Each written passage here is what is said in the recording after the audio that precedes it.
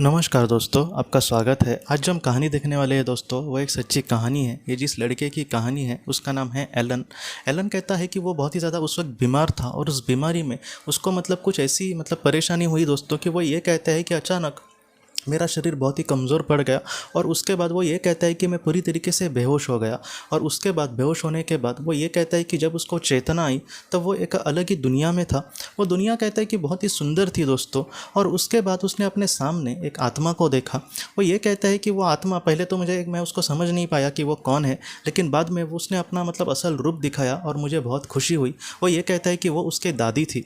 वो ये कहता है कि उसकी जो दादी थी वो वहाँ पर बहुत ही अच्छी दिख रही थी, बहुत ही खूबसूरत दिख रही थी। वो हमसे ये कहता है एलन की पृथ्वी पर जब उसने अपनी दादी को देखा था वो बहुत ही ज़्यादा बूढ़ी हो गई थी।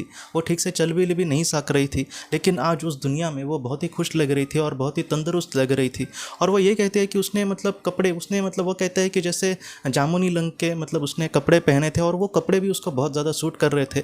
और ये कैसी बात है दोस्तों, जैसे हम कुछ लोगों को बहुत ही बुरी अवस्था में ही देखते हैं तो हमारा एक कभी कभी मन होता है कि ये सब कुछ ठीक हो जाए, तब ये कितना खुशी से अगर जिया तो कितना अच्छा होगा। उस रूप में मैं कहीं ना कहीं उसको देखना चाहता हूँ। तो इसी तरीके से एलन ये कहता है कि हमेशा मैं जब उसको देखता था तो वो बीमारी रहती थी, बेड पर ही बेचारी सोई रहती थी। थोड़ा सा एक हमें जब उसके कमरे में जाता था तब वो स्मिता हास्य करती थी। उसको भी मेरे लिए बहुत कुछ करने की इच्छा थी, लेकिन उसका शरीर उस वक्त साथ नहीं दे रहा था। तो आज कहीं ना कहीं जब वो वहाँ पर उस दुनिया में दिखी तब वो अपने पोते के लिए बहुत कुछ कर सकती थी। और वो ये कहता है कि उसको देखकर मुझे सच में बहुत खुशी हुई। एलन ये कहता है कि मैं कहीं ना कहीं उसको इसी रूप में देखना चाह रहा था। और वहाँ पर वो बहुत खुश थी, बहुत ही समाधान थी। वहाँ पर ऐसी कोई भी बात नहीं थी जिसकी उसको ज़रूरत थी और वो उसके पास नहीं थी। सब कुछ उसके पास वहाँ पर था।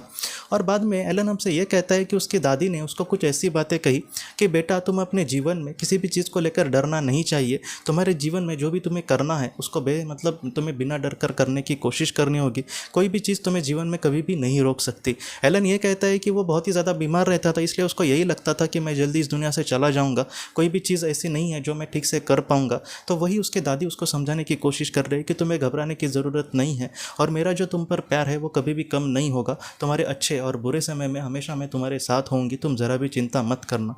एलन ये कहते हैं कि उसकी बातें सिर्फ हम कभी कभी दिलासा देने के लिए कुछ ही को कुछ कहते हैं, ऐसी बातें वो नहीं थी। एलन ये कहते हैं कि उसकी बातों पर बहुत ही ज़्यादा मुझे भरोसा लग रहा था और मुझे बहुत खुशी हुई कि मैं जब उस वक्त मेरे लिए जो भी बहुत ही महत्वपूर्ण बातें थी वही मेरी दादी ने मुझे कही।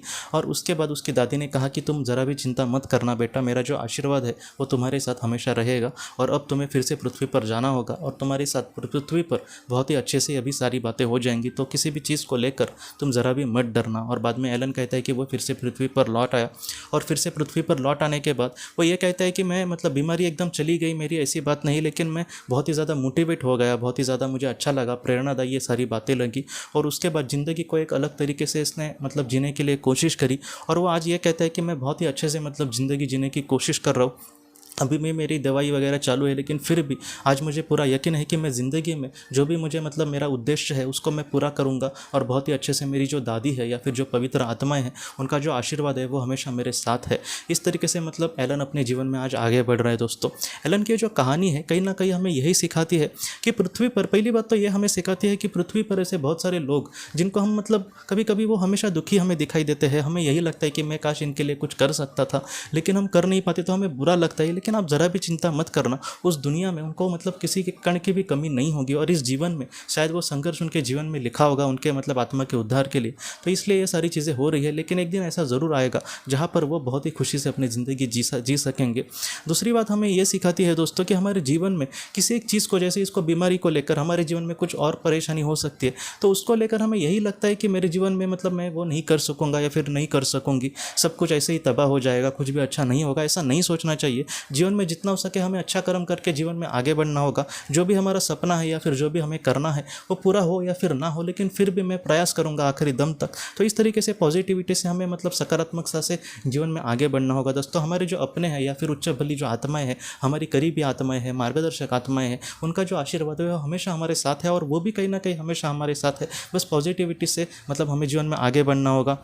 कुछ लोग अकेलेपन से गुजरते हैं तो उनको यही लगता है कि हमारे साथ कोई भी नहीं, लेकिन आप ज़रा भी चिंता मत करना, जितने हमने मतलब अभी आत्माओं के नाम लिए वो सारे हमारे साथ हमेशा होते हैं, बस हमें पता नहीं होता यहाँ पर। इसलिए आपको भी मैं आपको सच कहता हूँ कि कभी कभी आप देखना, थोड़ा सा कोई आध्यात्मिक इंसान होगा, कोई बहुत ज़्यादा ध्यान करते हैं तो उनको पता होगा कि कभी कभी एक चमत्कारिक चीज़ें कुछ घट जाती है कि अरे ये तो मैंने सोचा भी नहीं था लेकिन फिर भी हुआ।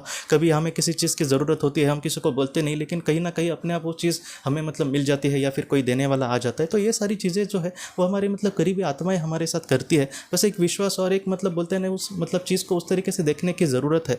नहीं तो ज़रा कुछ हुआ तो उसमें संदेह देखना या फिर ऐसा क्यों हुआ, उसी वक्त क्यों हुआ, ऐसा नहीं। एक बोलते हैं ना एक विश्वास होना चाहिए इन सारी चीज़ों को लेकर, और जितना हो सके अच्छे कर्म के साथ हमें आगे बढ़ना होगा। जो भी हमारे मतलब अपने लोग हैं वो हमसे यही चाहेंगे कि हम अच्छे तरीके से जीवन में आगे बढ़े। तो ऐसे समय में दोस्तों हम बहुत ही अच्छे से मतलब अगर आगे बढ़ेंगे तो उनको बहुत खुशी मिलेगी, और जितना हो सके वो भी हमारी ज़रूर मदद करने की कोशिश करेंगे दोस्तों। तो अगर आपने किसी अपने को खोया है तो वो कहीं ना कहीं हमेशा आपके साथ है। जैसी इसकी दादी उसके साथ थी, उसको पृथ्वी पर तो पता नहीं था, लेकिन वहाँ पर उसको पता चला कि वो कहीं ना कहीं मेरे साथ है, और उसका जो आशीर्वाद है वो भी हमेशा मेरे साथ है। तो हमें मतलब किसी भी चीज़ को लेकर डरना नहीं चाहिए। हमारे जो अपने लोग हैं दोस्तों वो हमेशा हमारे साथ होते हैं। तो दोस्तों हम अपने अगली वीडियो में किसी नए विषय को लेकर मिलेंगे। तब तक आप अपना अपने परिवार का ख्याल रखना। आपका बहुत बहुत धन्यवाद।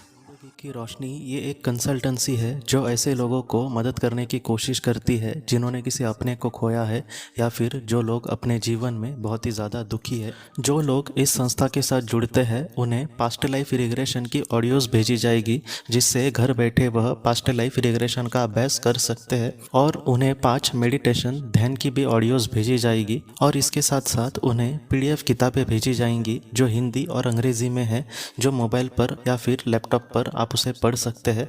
और 10 ऑडियो बुक्स भी आपको भेजी जाएंगी। तो दोस्तों अगर आप इस संस्था के साथ जुड़ना चाहते हैं तो कृपया इस नंबर पे व्हाट्सएप मैसेज करें। आपका बहुत बहुत धन्यवाद।